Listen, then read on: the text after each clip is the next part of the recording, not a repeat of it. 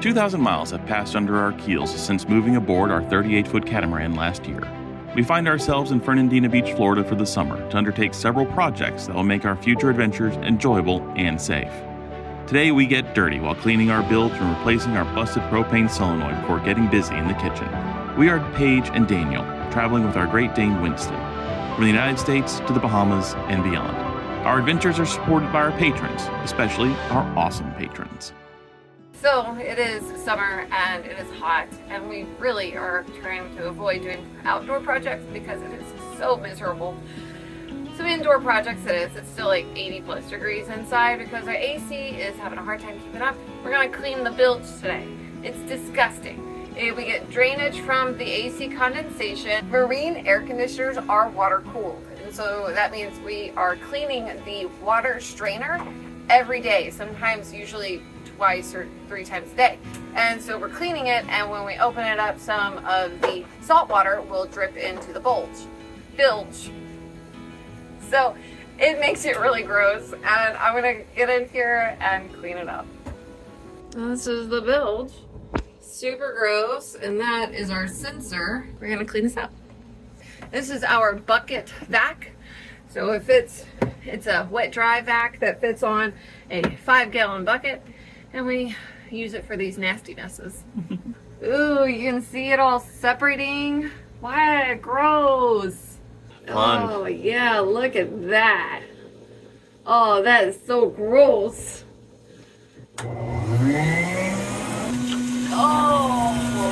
Oh, and the smell. Oh, you see all that sludge that we can't get to? I'm gonna have to get another tool to get in there and get it. Lovely. So now I need to find a scrub brush. Oh, you don't have to. You want to follow me? Come on, guys. Let's go look for a scrub brush. Yeah, I was just using this to scrub the toilet. I am sure it'll be much grosser when we're done. I thought it was gross from the toilet. All right, let's do this.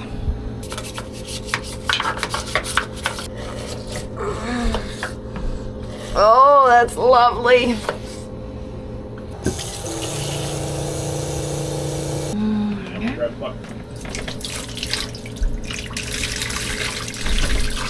Alright, we did a little scrub.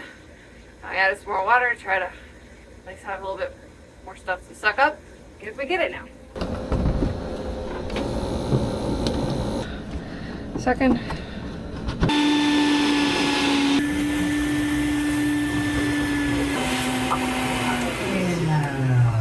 So, what do you think? I think that's a lot better. Bilges are gross. Ugh.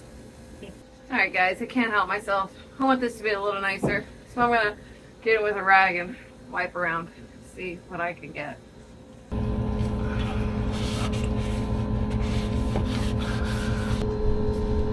It's lovely. Just lovely. Just lovely.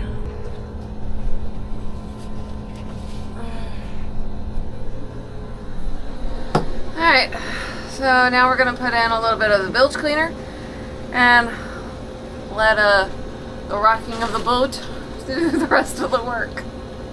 And I've just added some lovely Eco Bilge cleaner to the bilge to get all those nasty bits that I just couldn't reach. And now it looks like this. Ooh, it's so fuzzy. We're giving our boat a bubble bath.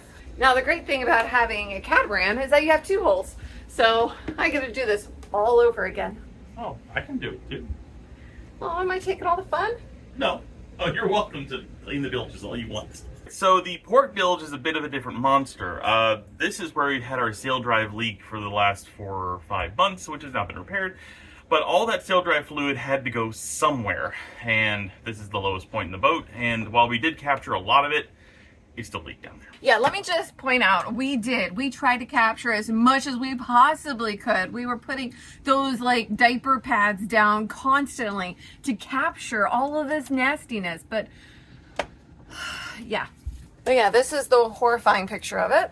Oh my God. So it looks like there's a skin on top. Like there is There's definitely a skin, and it is so gross. I kind of want to poke it with something just to like see. Do you have anything? Oh, it's not as bad as I thought. We can actually see into it. Okay. So our port side actually looks better than our starboard side. Surprising to us. So I'm just gonna get in there, scrub it with a brush, give it some elbow grease, and then we'll flush it with some water and see how she looks before adding some bilge cleaner. So not only was it the sail drive fluid, and this just occurred to me, but every time our black tank sprung a leak, yeah, that went down there too. So it is a conglomeration of disgusting. Down, right there.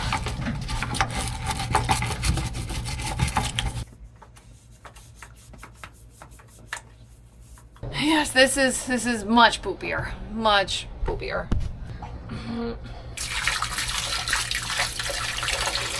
Oh, I don't know if my brush will ever get clean again. It's a toilet brush, but oi.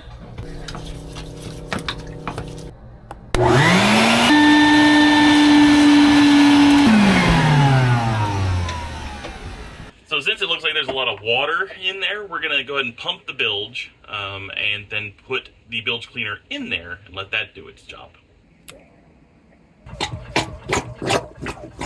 So as Daniel mentioned earlier, we had sail drive fluid leak as well as a yucky holding tank that we had several issues with this past season. What we're going to do is we're going to treat the bilge from the original location that the leak occurred, which is in the engine compartment. So we're going to remove this diaper rag and we're going to pour in the Eco Bilge cleaner right through here, and it will drain all the way down. That's the plan. Trust me, we know it works.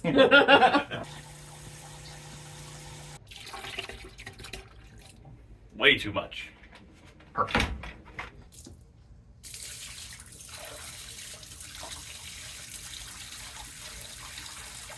The bilge cleaner didn't look like it mixed up very well. If it's not blue enough, it's not sudsy enough, let's put some more blue suds in there.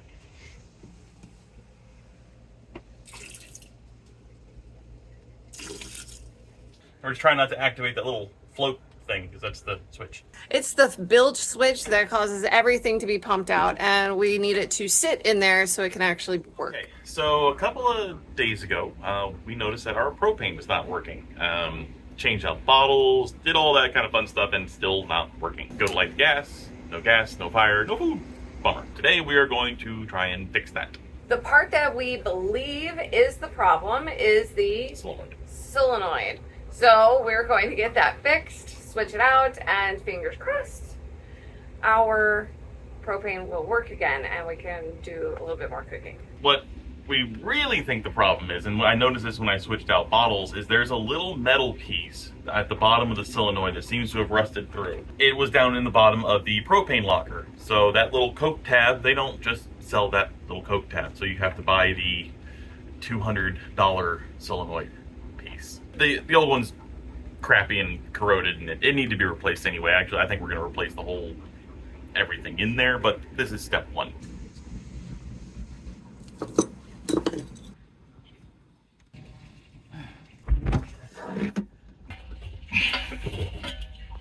And so this is the solenoid that we plan on replacing, and as you can see, there is no little Coke tab thing down here at the bottom. That little rusty bit. That little rusty guy. Rather than working on this whole thing out here in the sauna that is Florida summer, I'm going to disconnect the line here, snip the electricals, and take this inside to do the repair. Oh, came off a lot easier than expected. It did, didn't it? It sure did. All right. Keep them as long as... Power turned off on that. Yeah, power's turned off. Now that we are in the friendly confines of galley, we're going to try and take this regulator off of this solenoid. And yeah, it's super corroded, so this is going to probably suck. So I'll try to be cute and put some Teflon tape in there, but yeah, this from this point back all has to come off. Oh. Hammer? Yep. Now this is going to be the fun bit here. Trying to get this.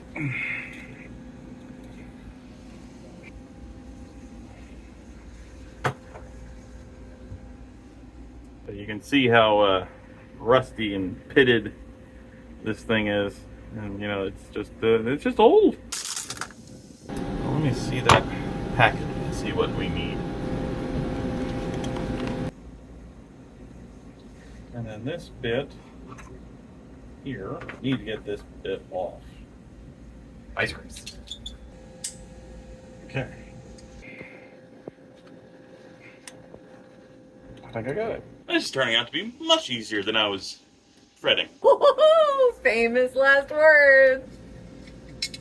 All right. While we have this all out, this is really the one part that we need to replace or add into. So I'm just going to give this a hit with a wire brush real fast and put some Teflon tape on it and put it back in the regulator. Yeah, should be rattling like that? Can you guys hear it?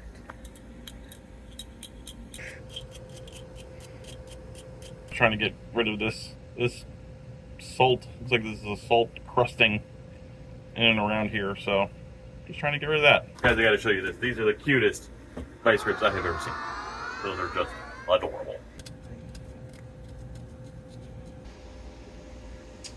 Okie dokie. So let's go get some Teflon tape. I think our tape might be in the tape bag.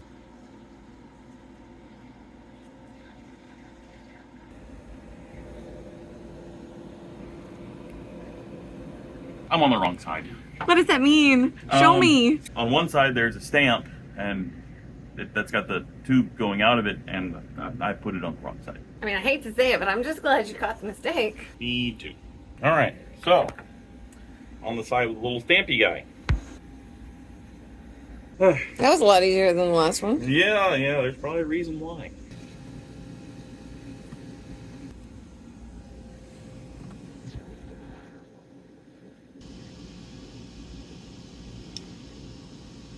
He makes this look like it's so hard to do, like physically hard to do. I'm just glad he's got the muscles to do it. Oh, that's why we have the tools. Well, that was easy. Yeah.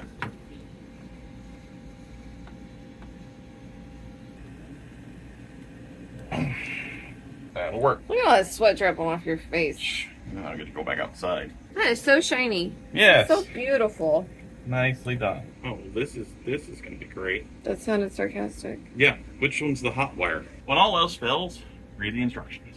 Oh, it came with a pretty picture. It did. So gas flow direction. Gas is flowing this way. So we have the unit like that. So this is the top one. So positive. That makes me so nervous. It's like, oh my gosh. Are we sure it's the top one? Wire polarity on solenoid valve does not matter. Does that mean what I think it does? Yeah, it says make the electrical connections on the solenoid valve. Wire polarity on solenoid valve does not matter.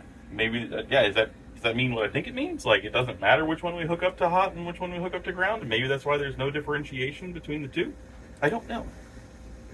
That doesn't work in my brain. A non-polarized component, a part without polarity, which I'm assuming this is, can be connected in any direction and still function the way it's supposed to function. Well, cool. So I guess all we need to do is hook it up. Yeah, I think so.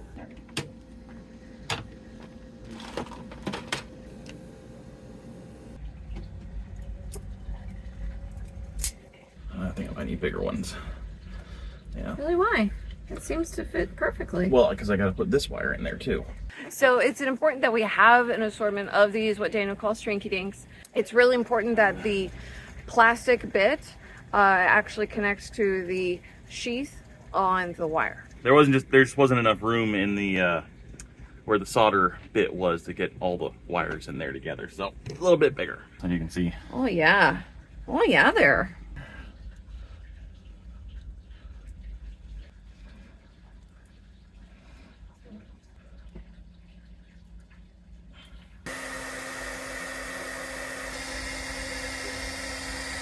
So unfortunately, all that little work for the that first wire, it did not hold. So we're gonna have to do that one again. Is that puddle of water at the bottom of the, is that from you? It is. Oh my gosh.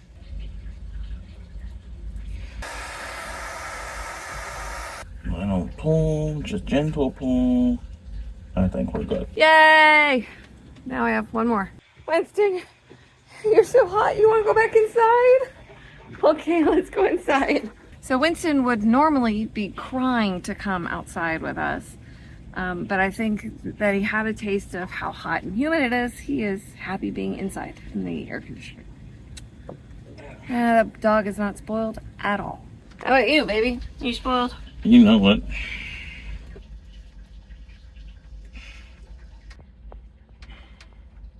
It's really important that those blue lines are on the plastic bit on the wire. Yep. Those little blue rings are what create the watertight connection. And now I need a wrench to put the connection back on. Would you grab me a wrench, dear? I thought we got everything. But it sounds like Winston's whining anyways. So it'll be nice to let him back out in this lovely sauna. Why are you crying? It's hot outside. You want to go outside? He says, oh, maybe not. I think this is what he needs. I'm gonna bring this just in case. Thank you, darling. Now what do you need? Teflon tape too, please. Teflon. Thank you, dear. I do want to point out that I offered to do some of this, but I think he just enjoys working with his hands. You're not going to confirm nor deny? I will confirm nor deny. Actually, what would be helpful is if you could hold that.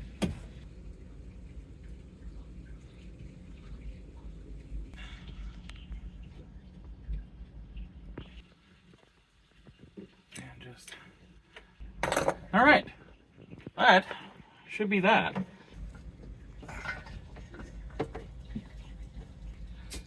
All right. Oh, I heard it. Yeah. It went psst. Yeah. Is this supposed to make the noise? Yeah. Well, now it's time for the fire test. Two kinds of fire test. Electrical and then gas. Detector going on. So we should have power running through these. There should be power. I'm gonna go turn on the solenoid switch. That's our detector, and the flashy green light means that it's syncing and such. So once that stops, then it's on. That means that it's detecting some kind of gas or something, but I don't know. That thing has been super finicky. I don't know what's up with that.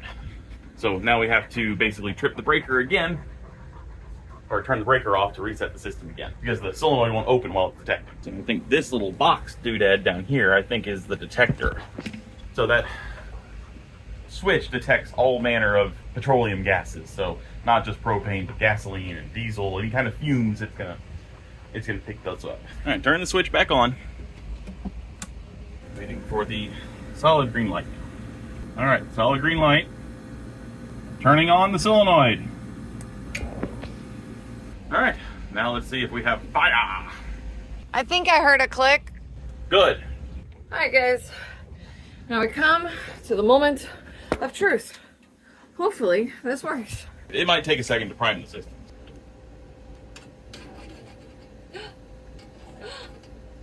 We have fire! I can't tell you how happy I am! We have fire! Look what I have created! I have made fire! Daniel spent most of his career in professional kitchens and actually prefers to cook with propane. The galley really is my happy place. I feel like I can think, be creative, and relax while doing something really, really fun. Well, I'm a lucky girl, that's for sure. We've just got to keep that propane working.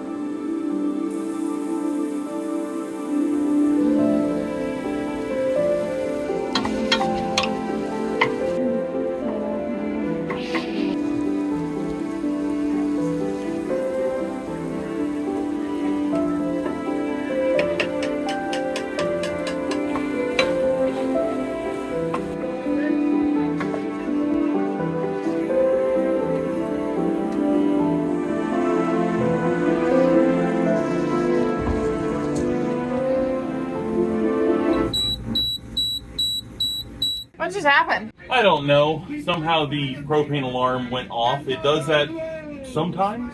I don't know, but it's a real pain in the ass. We'll see if it goes off again. There's some reason this happens. I don't know. This thing is like wicked super sensitive. So when that happens, we have to go turn off the breaker switch for that thing, or else we can't turn the solenoid on again. The problem is that we're not exactly sure if this should be happening as often as it does. There is supposed to be, it detects propane, but it also detects other things like diesel. Yeah, diesel fumes, any kind of petroleum product fumes it detects. And the propane locker is also in the locker that we store all of our diesel and gasoline extra storage. Yeah, but the detector, we're pretty sure, is down here in the galley. It's not up there in the locker. And if you guys have any suggestions, by all means, drop a line. So what we usually do when this happens is we take one of our fans and we put it down on the floor.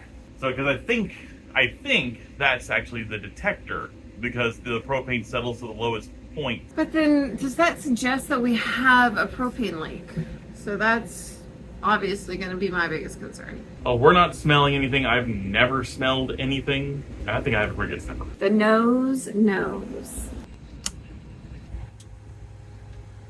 Now we're just waiting for the gas control and detection system box thingamajigger to turn it back on. Didn't work. We're just right in the middle of making dinner.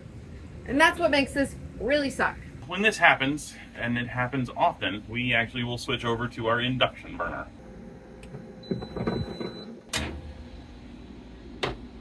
So since this is happening, still happening, even after we've replaced our solenoid, I wonder if there's an actual problem going on, because you'd think that that would have stopped. I don't know that. But, so yeah, this, it's super annoying. And this is what we do afterwards.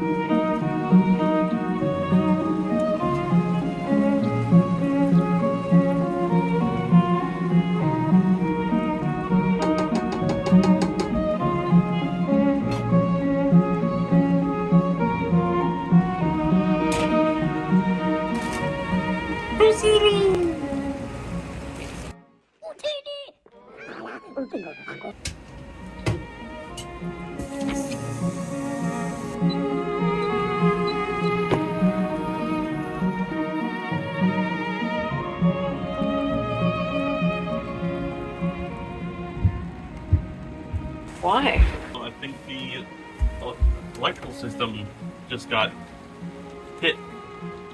We did not get a lightning strike. We did not get a lightning strike. But something happened where there was a surge. There must have been a power surge.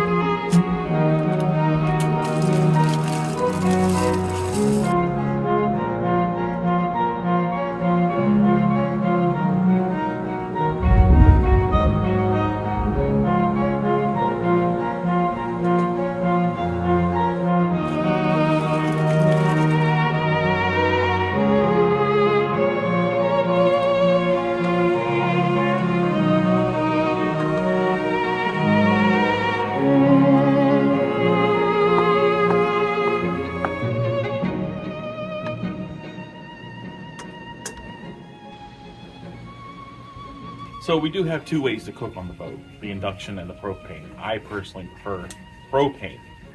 The induction's fine in a pinch, but it just doesn't cook the same way the induction does. So it's just a better way of doing it. Even though it heats up the boat, because not all the energy of the propane actually goes into the food, where the induction goes in more or less into the food. You get not just the heat from the food cooking, but also the excess heat from the propane, which heats up the boat. It's got to go somewhere. So I guess in the end, the question is, would I get rid of one in favor of the other? No. No, it's good to have backups on the boat, even in cooking methods. Go ahead, like and subscribe to join us in our next adventure.